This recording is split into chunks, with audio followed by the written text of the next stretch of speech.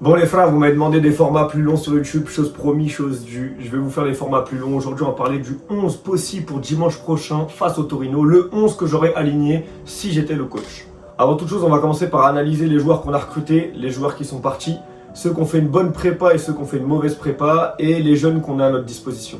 Pour les recrues, on en a trois principales. On a Gonzalo Ramos pour 74 millions qui arrive du PSG, qui va être, je pense, l'attaquant phare de cette saison.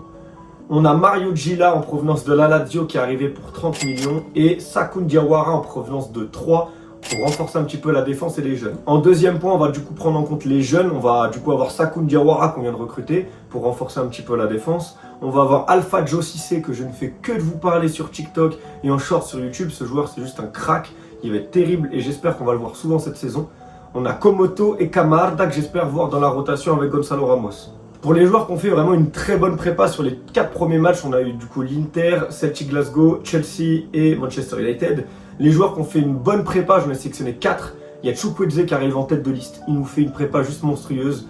Buteur, passeur, bon match en général, bonne rentrée quand il n'était pas titulaire. Franchement, Choukou, c'est le top des joueurs qu'on a eu en prépa saison. En deuxième, j'ai mis Alpha Joe Cissé, petit jeune sorti entre guillemets de nulle part. On savait qu'il allait être performant parce qu'on l'avait vu un peu avec la Primavera. Mais c'est un joueur qui performe vraiment bien pour l'instant et j'espère qu'on va le voir titulaire la saison prochaine.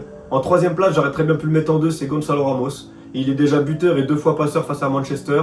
Il s'adapte vite. Pour moi, c'est un joueur qui va être vraiment très intéressant et c'est pile le profil d'attaquant qui nous manquait depuis des années. Et en quatrième place, ex aequo, j'ai mis Jachari et Gila. Gila, pareil, qui s'est adapté, qui a fait quelques bonnes rentrées malgré une petite blessure lors du premier match. Mais sur les rentrées, notamment face à Manchester, il m'a fait plaisir. Et Jachari qui nous fait pour l'instant une très bonne prépa. Donc pour l'instant, ces deux joueurs-là, j'espère le voir dans le 11 titulaire dès dimanche prochain. Pour les flops, sans trop d'attente, entre guillemets, on s'en doutait un petit peu. Estupinian, décevant. Bartezaghi, un peu décevant. Terracciano, décevant. Et Pavlovic, lui par contre, je m'y attendais un peu moins.